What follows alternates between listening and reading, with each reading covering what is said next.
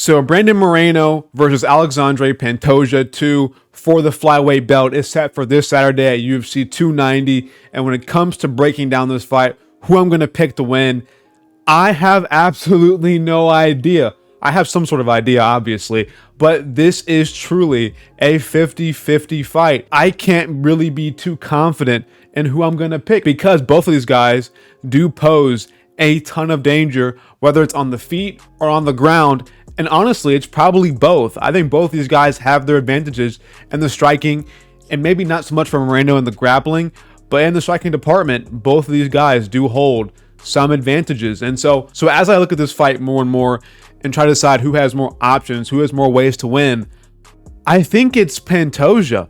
And I don't want to pick him because in my stream, literally yesterday, I talked about how there's very few first round finishes in terms of championship fights. It usually never ever happens. We don't really see it. We saw it with John Jones and against Cyril Gane, but before that, it was forever since we last saw one. First round finishes in championship bouts don't ever really happen. And picking Pantoja makes me feel like I have to pick him by a first round finish because that's just a style that he has.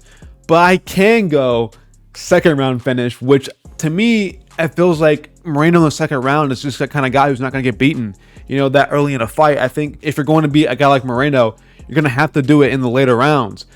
So I'm really at a crossroads here in terms of who I want to pick, but I am going to go Alexandre Pantoja over Brandon Moreno. It's a tough one for me, and here's how it's going to go down. Pantoja has way more power on the feet, and I know people are giving Moreno a ton of credit about how he has improved over the years since his last Pantoja fight, between the one on the TUS season and then the one that actually counted in the UFC. And people are saying that Moreno has improved so much since those fights, and so has Pantoja. I mean, he's improved almost as much in the striking department as Moreno has. I wouldn't call him a better striker, but I would say that he has improved equally amount to Moreno. And the grappling is just a whole different level. Moreno can grapple, but he can't grapple the same way that a Pantoja can. And the first round is going to be really telltale signs about how this fight's going to go. Pantoja has insane takedowns. He pretty much made light work of Brandon Royval, but he was landing huge shots on Royval. He hurt hit his eye at one point. He hit him right in the orbital. Second one he landed was an eye poke, but the first one actually rocked Royval. He landed some crazy overhands on him. And when it came to the Alex Perez fight, it was light work, like he was nothing. There was no fear. There was nothing that Alex Perez could bring to the table that put any sort of fear in Pantoja's mind, and he just straight up walked through him like he wasn't shit. Went into the pocket, didn't move his head at all, and just traded in there and then took his back and choked him out. Standing rear naked choke in the first round. Completely made a mockery of Alex Perez, which I guess isn't the most crazy thing in the world to do, but he's on a tear right now. Pantoja is kind of that next level guy. And I think, honestly, he's a step above Deiveson Figueiredo, which is kind of a hot thing to say. I think that Pantoja would probably beat Figueiredo, honestly. Maybe, I don't know, it's kind of a different matchup. But I think in terms of competition-wise, he's definitely going to be a stronger candidate to beat Moreno than Figueiredo was. And they had, 4 fights? I think Pantoja is in his prime. It's obvious that he's right now the best he's ever been. He's wiping through guys, and he gets a guy in Moreno who he'll be confident that he can beat because he's beat him twice, one on tough and one actually in the UFC. But he really only has technically one win against Moreno, but he kind of has 2 because of the tough fight. So again, he's going to be very confident that he can pull this one off. And so I can really just see him in the first round really taking it to him, really going after Moreno and trying to do the same thing he did to Perez, is putting pressure on him, because Moreno, even though he has faster hands and I think overall better striking than Pantoja, the issue that I have with it is that Pantoja has a lot of power, a ton of heat in his hands, and I don't think that Moreno will be able to land more shots and then take one, or give 2 to take 1, because if he does do that, he might get put out because Pantoja does have massive heat in his hands. And if he gets dropped, and this is the thing about flyweights, when they get dropped or when these go to the ground, the scrambles can be unreal, and that's where Pantoja thrives. You trying to make sure your back does not get taken. Royval did a very good job of trying to defend his back, but eventually it just became too much. Pantoja is too good at getting the back and securing it and making sure he puts in his body triangle. That thing gets in as fast as you can see. It's a really fast way he puts in that body triangle. And if Royval, who I guess has a slender build than Moreno, but a somewhat similar build, maybe not as tall as a Royval Moreno is, but he can definitely 100% get that body triangle locked in. And when Pantoja has your back, who does he not finish? Who does he not finish when he has their back?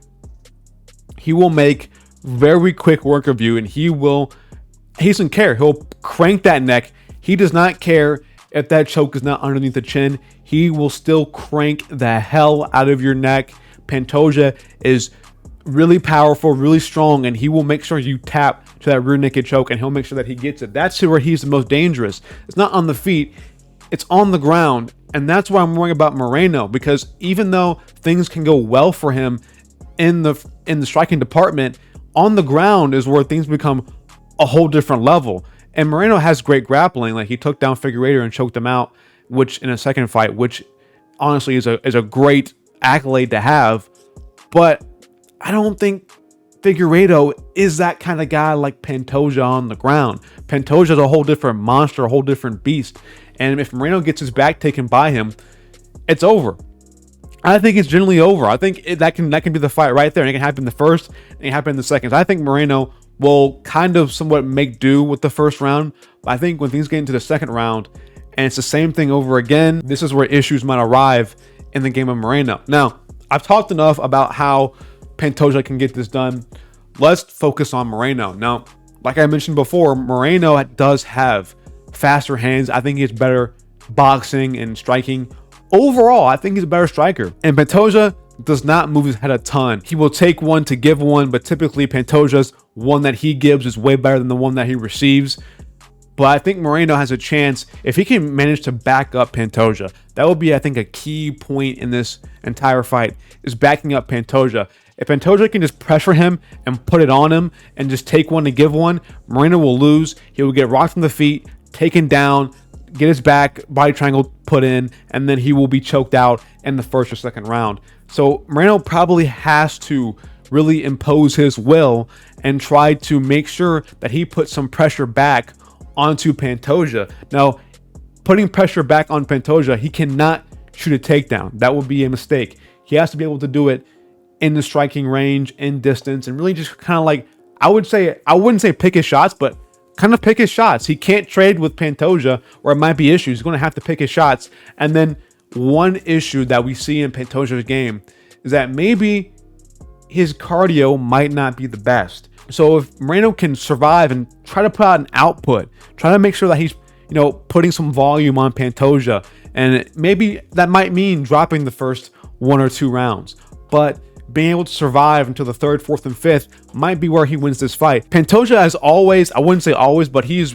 been really consistent in losing the 3rd rounds of his 3-round bouts. He lost to Moreno, capped in the 3rd round. I think if you went to a 3rd round with Brandon Royval, he would have lost that because he was looking pretty gassed already. Perez doesn't matter, but Pantoja seems to not have the most elite cardio of all time, but it does make sense because his output is absolutely insane. He's going for constant takedowns, and he's just trading as much as he can in the pocket, or he's just trying to land big, huge power shots. So I can understand why his cardio might not be the entire best, but Moreno does have that advantage as well over him. So it might take him putting on some volume and maybe dropping the first round or 2 so that he can put it on Pantoja in the later rounds. That's what he can do. But all the fights that we saw Pantoja do, it was all 3-rounders. It wasn't a 5-rounder. And I think one thing about Pantoja is his pressure that he can put on Moreno. And if he can do that, I don't think Moreno can have the most output that he wants, put a lot of volume on Pantoja, because he's backing up and he's getting hit by big shots. And that might, tailor somebody off to wanting to put out a lot of volume because they're open to being countered. So he might have to really pick and choose his shots a lot more, which would leave Moreno to only throwing or shortening his volume. So we might have to see him pressure. Moreno might have to pressure to have a good key to victory against Pantoja. But overall, I think Pantoja has too much of an advantage with his chin, his pressure, his power, his grappling, his jiu-jitsu. I think it's all kind of one level above Moreno in terms of grappling. I think that will be a huge key in this fight. So I would 100% think that Pantoja will get this one done. I'm very worried about it though. I think Moreno can definitely last the later rounds. He's a ton of resiliency, obviously. So I'm going to take Pantoja by second round rear naked choke, but I think he is in his prime of his career. He's ready to get things done. He needs to make his money. I mean, he's really into this, and I think that he will be amped and ready to go for this fight. But I think Pantoja is ready to get that bread, get that money, get that moolah, and really put it on Moreno in the first and second round. That's my prediction. I'm going to take Pantoja by second round rear naked choke again. Thank you guys for watching. I do appreciate you have gotten this far into the video. It means a ton to me. Make sure to like and subscribe. Hit that bell icon as well. I'm out of here. Pantoja by second round rear naked choke. Peace.